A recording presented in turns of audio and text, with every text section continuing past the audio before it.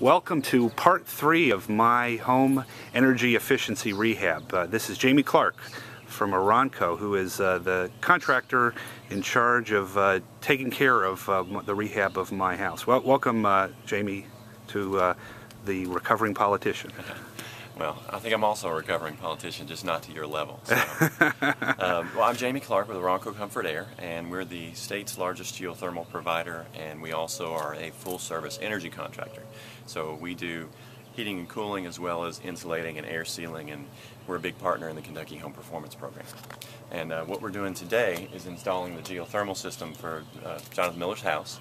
We've got 6 geothermal wells going in the ground. Each one is going down about 150 feet. And we've got our excavator here today, and he's about to tie all those wells together, and then we'll bring it back in the house. So the geothermal system actually heats and cools based off the thermal energy that's coming out of the earth. So we'll have water running down in each of these wells through this 3/4 inch pipe. It goes all the way down, comes all the way back up, and does that 6 separate times. And by the time it comes back to the unit, the water is the same temperature that the earth is, which after you get about 6 feet below ground is 55 degrees. That's why the geothermal is so much more efficient, because you're getting that thermal energy out of the earth as opposed to a conventional heat pump that's pulling air temperature out, which can be anywhere from 5 degrees to 95 degrees. So isn't geothermal a lot more expensive than regular gas or electricity? Well, it used to be. The big advantage right now is the federal government is assisting with a 30% tax credit. So 30% of the total cost, the federal government is going to refund back to you in the form of a tax credit. So dollar for dollar, you'll get that back. After you factor in the 30% tax credit, geothermal is only about 10% more expensive than a high-end gas electric system.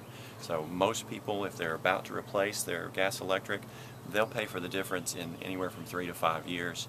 And the geothermal is expected to last twice as long as your conventional gas electric. So once you get past that initial payback period, it's going to make you money for the next. So we're going to see some video in a second about from a week ago when you all were digging into my lawn.